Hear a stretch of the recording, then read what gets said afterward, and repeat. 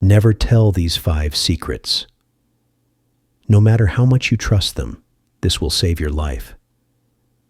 Have you ever told someone something so personal, so sacred, that your soul felt lighter, only to feel like your life started falling apart shortly after? What if I told you that the moment you opened your mouth, you didn't just share information, you handed over the keys to your destiny?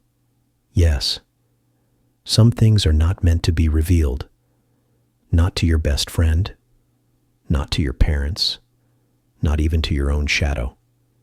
Because once you speak them out loud, you don't own them anymore. They own you. This is not just about privacy. This is spiritual warfare. This is about the laws of the unseen, where spirits listen, enemies smile, and destinies are stolen, one careless word at a time. Today, I'll reveal the 5 things you must never tell anyone, no matter how close they are. Keep listening. The 3rd one is so common, yet the deadliest. And if you've already revealed it, don't panic. I'll show you how to recover spiritually before it's too late.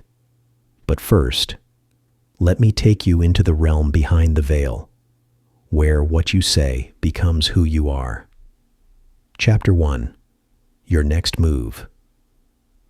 Never tell anyone your next move until it's already done. Not because people are evil, but because the spiritual world works by silence and manifestation. Your plans are like unborn children. Talk too early and you abort them. There's a reason snakes move in silence. They strike better that way. Even Jesus said, "Do not cast your pearls before swine." Why? Because not everyone has the spiritual hygiene to handle your purpose. People might not be against you, but their fear, jealousy, or careless words can curse your journey without them knowing. Energy is real. Words carry vibration. And envy listens quietly, waiting to strike when your guard is down. Imagine telling your village auntie you're going to Canada next month. Boom. She's suddenly praying you miss your visa interview by mistake. No offense to aunties, but some smiles come with pepper soup and poison. Spiritual insight. When God gives you a vision, it's for you, not for validation, not for public opinion. Keep it quiet until it's too late to stop. Chapter 2. Your relationship issues. Ah yes, this one finishes destinies quickly. Your relationship problems are not for public consumption, not your friends, not even your relationship mentor who's been divorced 3 times. Because once you let outsiders in, they don't just give advice, they plant influence. Spiritual truth? Every relationship has spiritual agreements, and when you invite third parties in, you dilute the sacred bond between you and your partner. Sometimes the advice you're getting is not wisdom, it's witchcraft with grammar. You tell your friend your man cheated, she acts shocked. Then 3 months later, you see them sharing Bible verses together at midnight. Hallelujah! Warning, never let people sit in your spiritual bedroom. They will rearrange the furniture and leave you with confusion and heartbreak. If you must talk, talk to God, not gossip disguised as seeking counsel. Chapter 3. Your income blessings. This one is simple. Never tell anyone how much money you have. Ever. I don't care if they're your blood or your babe.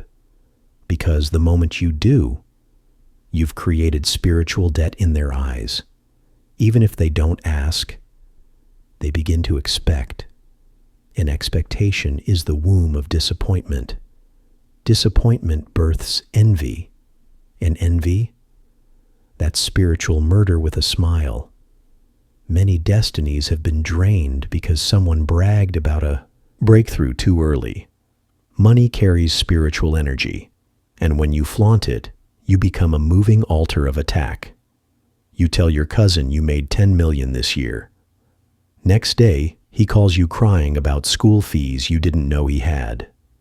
By the fifth call, even you want to go back to being broke. Silence is not secrecy. It is spiritual wisdom. Chapter 4. Your good deeds. This one is deep. Never announce your charity. The moment you talk about it, you've already been paid. Your reward becomes applause, not spiritual credit. Spiritually, true giving is done in secret. Because when you give in silence, heaven keeps the receipt. Bragging about helping others is like pouring water into a basket. It looks good, but nothing stays. Also, some people will start to see you as their ATM, not their friend. Your identity becomes your generosity. And the day you can't give, they call you wicked. Quick joke. You give someone a bag of rice once. Next month they're asking, where's the chicken to go with it? Your good heart should not become your downfall. Keep it sacred. Let God be your witness, not social media. Chapter 5. Your family secrets. This one is deep and generational. Never reveal your family's private matters. Not because your family is perfect, but because exposing them exposes you. Spiritual truth? Every family has altars, both good and bad. And when you expose your roots carelessly, you invite mockery, curses, and demonic interest.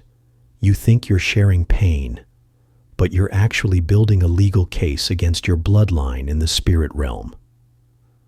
When you dishonor your bloodline publicly, you cut off your spiritual inheritance. And the spirits that fought your parents now have legal access to you. Forgive, heal, but don't broadcast it. You complain that your dad was broke and never helped you. Then one day your son hears it and repeats it on TikTok. Generational clapback. Conclusion. How to recover. If you've already spoken carelessly, if you've already revealed these things, it's not too late. Here's what to do. Go into prayer. Ask for spiritual reversal of any seed planted by careless speech. Disconnect spiritually from those you've overshared with, especially if you feel drained after talking to them. Practice spiritual silence. Rebuild your altar of confidentiality. Remember, your silence is your protection. Your words are not just sounds. They are spiritual contracts.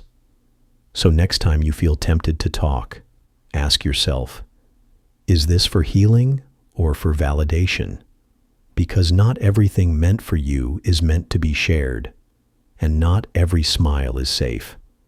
Would you like a voiceover narration for this, a matching thumbnail title text, or a part 2 on what to do when people already know too much about you?